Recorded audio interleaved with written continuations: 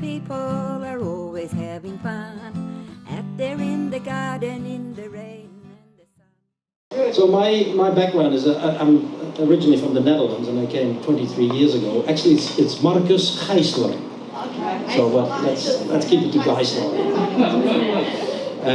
Because I was born 500 meters from the German border. Holland is only 300 kilometers by 150 kilometers, so it's a bit bigger than from Jenschep to Bunuru, so it's nuts. Anyway, but I love it here and I'm going to stay.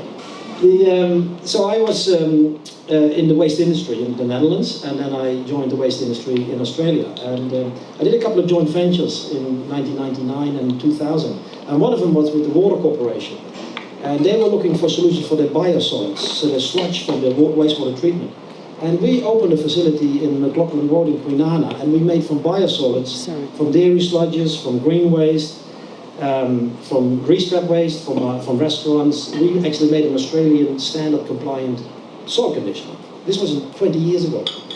And we were thinking then, how do we get this into every household? Because there's so much organic waste in a household, and I'll touch on that. So the other thing that happened is, whilst I was in industry, I was a little bit competing with local government, because local government was running all the big landfills. Bunuru Regional Council, Red Hill, Coburn, and industry obviously wanted to get their hands on that waste and do something with it. And so we went to the minister at the time. This is very early in the 2000s. And the minister at the time said, yeah, let's do a review of the Act, because we were governed at the time by the Health Act from 1906. And that said that the local government is responsible for waste management. Yeah, of course. Back then it was all about night soil, and there was no industrial waste. So we got that through, and then we did the War Act. We put the War Act together, the Waste Avoidance and Resource Recovery Act. In 2007 that was adopted. And then the minister at the time said, Marcus, we've been so vocal in this, we want you to be on the Waste Authority. So I was on the first Waste Authority in 2008. And in 2012 they asked me to become the chairman, and I was the chairman up till 2019. And then I had enough of it. It's not easy in state government. Actually, I never worked for state government, but working with them, I was a chair of it. And because the minister, the Premier Mark McGowan, launched the War Strategy 2030 then, which I led the consultation on with the community. And it was fascinating, because the first strategy was all about diversion from landfill. Giving it a bit of a kickstart. We have to think differently. We cannot keep taking products, making stuff, and then put it in the landfill. So diversion from landfill was a focus. This was in 2012. So the second state waste strategy was launched in 2019, and this was about objective A is avoidance of waste in the first place, because that's the easiest to deal with waste, to not generate in the first place. And the second objective was more resource recovery. And this is material recovery, not burning it and recovering energy. And we set targets for that, 75%, going to 80%, material recovery. And the third objective is best practice. And best practice is every landfill has to be lined and reduce landfill material to 15% of what's generated, 15. Now about 45% of waste is landfill. So that's fantastic objectives. And they're all in line with what's happening globally, so it's nothing new.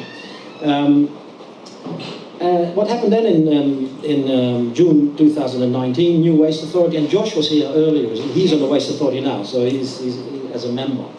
And New Waste Authority, and then this CEO job came up with the EMRC, Eastern Metropolitan Regional Council. And I thought that's fantastic, now going from strategy to implementation. Because local government is key.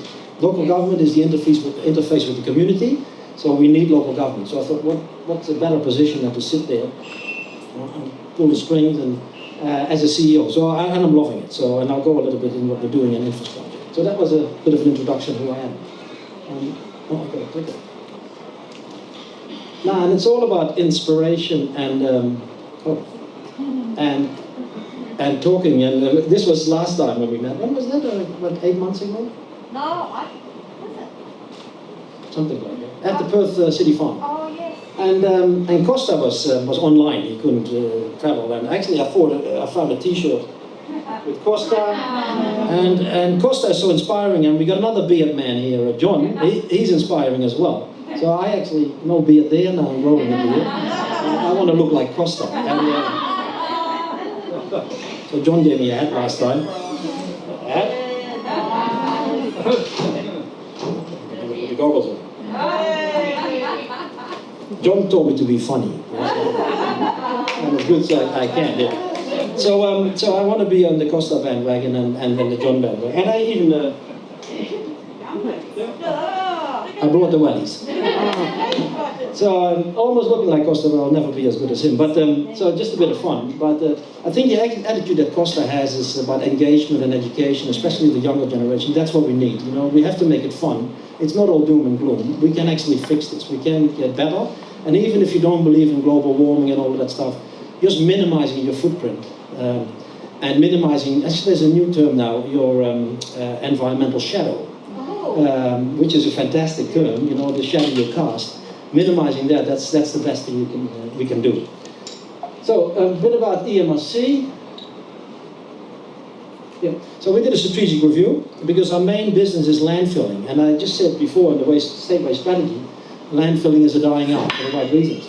So we did a strategic review as the EMRC. We've got 350,000 people in our area, and it's a Bassendean, Bayswater, Mandarin, Kalamanda, and Swan. And in a strategic view, it came very clear forward. We will always be a landfill business because we were talking about it before. You always need landfill because, for example, asbestos needs to go into a lined hole in the ground.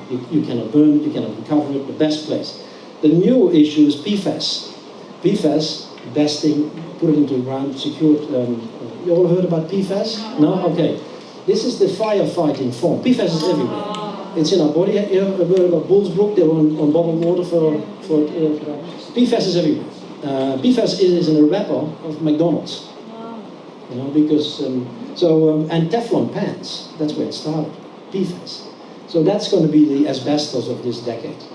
And PFAS contaminated material should go into landfill. So we said we will always be a landfill. The other thing is that all the landfills are on the Swan coastal plain, except our landfill in Red Hill. It's in clay, it's on the escarpment. Red Hill is between 2J, near Gijigana. So you have already a natural barrier, because it's clay. If it leaks, if the landfill leaks, then at least there's clay to capture it. If a landfill leaks on the Swan coastal plain, it just goes in the sand and in the ocean. And all the landfills leak and have plumes, because landfill lining is only standard from 2000.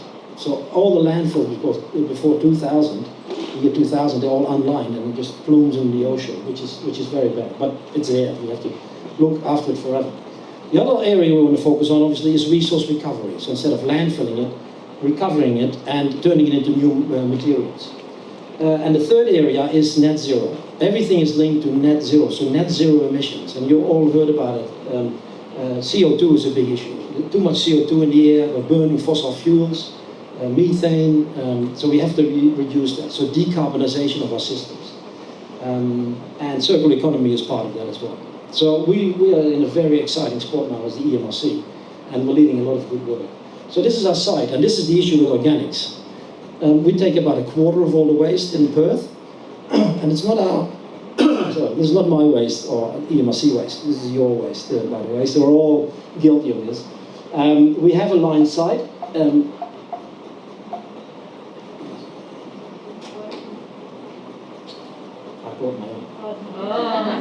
I've been here before. Okay. So this is the liner, it's exposed in this corner. This is the active cell, we call it. These are the trucks. This is one of the trucks, this is a cleanaway truck, blue, light blue, you can see. These are big transfer trailers. They bring about 80 cubic meters in one hit. This is a 60-ton compactor compacting the waste. So we fill this up, and then we put a cap on it, and it looks like this. This cell actually, and the liner, because it's impermeable, the water and the rainwater that falls on it and it seeps through is captured and it goes into these ponds. So the water doesn't go into the ground, but it goes into the ponds.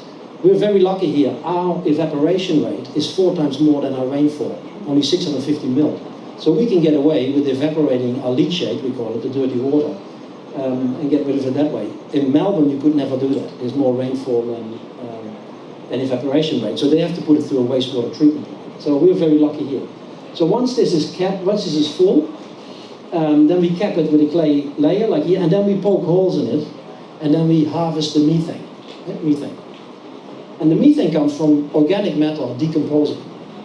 And it's basically what happens in your stomach. So organic matter goes in, solid waste breaks down, and sometimes there's a bit of gas used. So that's basically what we're trying to create here. So an impermeable liner at the bottom and an impermeable cup at the, so it's like a teacup at the bottom, teacup at the top. Then we poke holes in it and we extract the methane. The methane goes into a power station on our site and we produce 3.8 megawatt of power. So we power about 4,000 houses. So we pump that back into the grid. Now the issue is, whilst we're doing this, filling it, which takes about a year or 18 months, methane just escapes. And methane is 30 times worse, or 28 times worse than CO2. So when we capture the methane, once the cap is on and we burn it through an engine and we generate electricity, CO2 comes out. So we reduce the methane and make electricity in the same process. So that's a fantastic outcome. So from 28 to 1 CO2. But here it's 30 tons of CO2 equivalent because methane escapes. And if we keep organics out of landfill, we don't have that issue. Yeah? That's why it's so important to keep organics out of landfill. But there's a fact, I've got 2 clicks.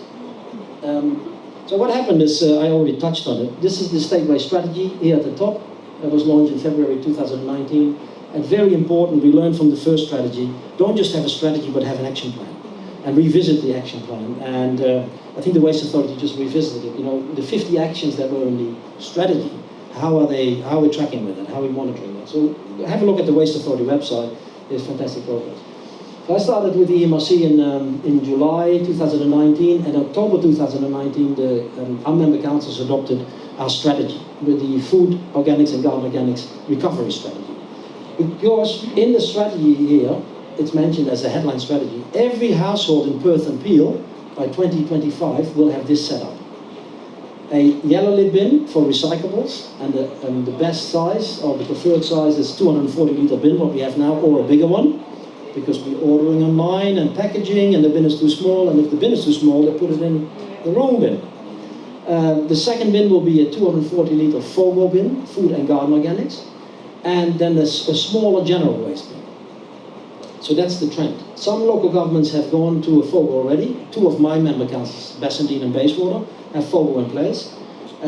Some local governments, they go to garden organics first, and then want to implement FOGO. So you have to educate the community twice. Yeah.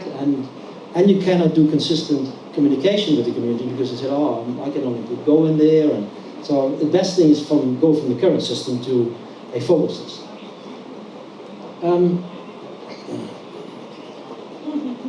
So this is the plan. This is the rollout plan. So these are all the local governments in Perth and Peel. We are here now. And so there's about 7 local governments in Perth and Peel, and there's about 5 in the Bunbury area, Margaret River, Bunbury, Harvey, Donnybrook, they all collect FOGO already. But here you see the big spike from 23. That's when all the other local governments will come online. And we will be making, there's about 300 kilograms of FOGO generated at every household per annum. There's 1 million households, so it's about 300,000 tons of FOGO material we will collect. Once you compost that, we're going to end up with 100,000 tons of end products, which we have to find a market. And for you, this is nothing new, because if you're involved with community gardens, that's what you do. You bring your food scraps here, none of that FOGO waste, because you turn it into valuable nutrients. And you avoid generating methane. So there's 3 regional councils that can cover that, the Mindari Regional Council, Eastern Metropolitan Regional Council, and the SMRC. They just renamed themselves to Resource Recovery Group. We need, the best size for a facility is 100,000 tons, and that's why I'm saying 3 regions. And we should not look at in what council you are and where the lines on the map are. We should look at that. This is one market, this is one area that's generated, and you should go with the FOGO to the closest processing site. You know, if you get a better deal in the processing facility in, for example, Joondalup does a deal with SMRC in the south, and they truck it all the way from there to there because it's cheaper. That's the worst outcome we will have. We should look at it as one market. So we are now writing as the EMRC a business plan for that, for the state government. Oh, 5, jeez. So we actually did a dive in the, we did an order of the bins. So this is the old 2-bin system, if you have 2 bins.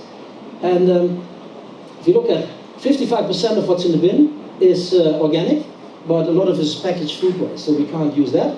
But 43% is suitable for FOGO. Now what we also found is 27% of what was in this bin should have been in the yellow bin. So if we can educate and engage the community, get it in the right bin, and that's exactly what we're doing. So we do engagement process. We don't just talk about FOGO. This is what we did in Bassendean and Bayswater. We talk about all the bins. Yeah. You know, get the stuff in the right bin, and then we get feedback with happy faces and smiley faces and sad faces. Now this is the facility we have, and FAPCOM was supposed to speak, but we're actually using their system. So as an interim facility, this is a Bassendean waste in August 2020. So we tip it on these air pipes, we extract the air through, it goes through this biofilter, and then we keep moving it. And it keeps in the system for about 3 months. We control the oxygen, the temperature, and the moisture level, because we want to cook it at 55 degrees to kill the tomato seeds and pumpkin seeds. We want to pasteurize it, and then we screen it, and then we get a Australian standard compliant product. Now the products we've been making, and that's why I was so keen to get this interim facility up, is so this is how it's collected in the bin at the home. We have bagged now 120,000 bags, and we're selling it through Woolworths, not under our own brand, just as a trial, whether people would notice that it's actually waste from the households that is put in these bags. So this is a Brunnings brand, and we've been doing this for the last 4 months. Yep. This is a bag we're designing, because what we want to do is we want to give back to our member councils a bag that they can give back to the community. And on the bag it will have the story. If you keep it clean, then we collect it, we process it, and we give it back to you, and you can put it back in the soil. And this is some of the bulk material we're doing, and it's very exciting. We started on the 10th of February. We did a deal, we call it a green deal, with the state government. And we said to the state government, we're in this together. This is the Department of Transport. This is the Metronet. They have huge requirement, because they're investing $39 billion in infrastructure, you know, to do landscaping. This is in Kelmscourt. And so we're putting our material, which is blended with the sand here, as a topsoil in here, and this is the soil condition. And we said, we're in this together, because the local government has to collect it and process it. State government can use it in their projects. You know, we make it, you take it. And so we're trying to do a deal with them. And here's pallets of the Bunnings bags. What is the last slide? It's good. So, well, why? You know, why are we doing this? And I touched on it before. It's all about keeping organics out of the landfill. But it's also recognizing the natural capital. And I'm very excited. Chem Center is doing a piece of work now, actually, natural capital accounting. You know, what value do you put on natural capital, on your canopy, tree canopy? Because we put no value on it. Sometimes it's a nuisance because you want to build something. Well, if we say this has a value of X, because this is the benefit to the community and society and even the economy, then you can take that into account when you make your decision. Then we have the produced capital, which is the economy. And we can't go back and live in a cave. You know, this is not what this is about. And we can make sure that we maximize our resource efficiency and not just consume and consume and consume. And then what comes in is the human well-being, which is underestimated as well, because that goes all hand in hand. And this is a piece of work from the European Union, 2014, the European Environment Agency, and that really shows well what we're trying to achieve here. So we want to mimic what's happening in Mother Nature. We want to make sure we're resilient as a community, minimize the resource, maximize resource efficiency, minimize resource usage, and making sure that we fit in as humans. Because, surprise, surprise, we are not the environment, we're just part of it. So that's fantastic. Another thing I quickly want to highlight is CEWA, circular economy. You heard about it a lot. Actually, it's one of the headlines in the new statewide strategy. We have to make sure that materials stay circular, but also create an economy, so meaningful jobs. So we started CEWA, Circular Economy Western Australia, and there's a Circular Economy Victoria, there's a New South Wales Circular, so these things are popping up. They're just like-minded people that are interested. We are leading it as the EMRC, because we see that as our leadership role in the community, but it's not owned by us. The whole idea is this has become a community asset, a bit like I assume that this is as well. So have a look, CEWA, or like us on Facebook, or follow us, or on LinkedIn, and get involved, because we're all part of this, and we all have to make it happen. So thank you very much.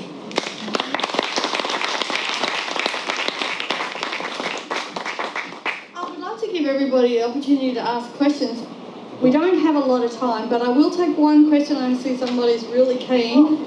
So we'll just have one quick question, and then we'll move on in the program. Thank you. In terms of the regional councils, I belong to the Mandurah, And I've been struggling to find the opportunities for community gardens to get education or paraphernalia courses the same as the northern and eastern ones offer so well. Yeah. Is that because of the change of name, the rebranding, or is it No. not as active? It's actually the history behind regional gardens is fascinating. In the mid-80s, state government said, we all have these landfills in Bayswater, Bassendean and Vic Park on the edge of a river. Where do you put your landfill? Well, chuck it in the river and reclaim a bit of land. And then the fish were dying and the bull sharks. And they said, well, we can't have that anymore. So state government said, we will create 5 regional landfills and 5 regional councils that will run these landfills. That's how we ended up with EMRC and Bunuru. And I think Mandurah is part of Rivers Regional Council. That's true, but it's very So, low-key. very non-existent. The only thing they have now. So we are very much about moving with the trend. We're a business within local government, but they're community-owned assets. We've got about $200 million in assets. Rivers Regional Council have 0. They just have a contract with the waste-to-energy facility. Because they said we want to move from landfill to waste-to-energy because it's higher on the waste hierarchy. Well, we should strive for avoidance, not for just one step up. And so they just signed a contract with the waste-to-energy facility, and I don't know whether they are willing to move to FOGO, but they'll be forced by the state government to kind of happen. So for us to act with Mandurah community garden to access education materials or funding or anything, we're not accepted by the other regional councils? Yeah, of course, but it's easier to go through Waste Sorted, which is a Waste Authority initiative, and we were very close to them, obviously, and we create the icons and the collateral, and you can print material and rebrand, and so all the information is there. At Waste Sorted, Waste Sorted. But you have to get more vocal at it, you know. Burning is no good. What's going to happen to your bin? That's what you need to ask the Mandurah. They are bringing in FOGO, but in a couple of years. No, too far away. Yeah, but the problem is because they have to. And that shouldn't be the driver. Yeah. They should be on the front foot. Yeah. I think I'm filmed here, isn't it? Yeah. I mean it. Well, as much as we could probably sit here for a lot longer, how about we give Marcus a big round of applause? Thank you for coming today.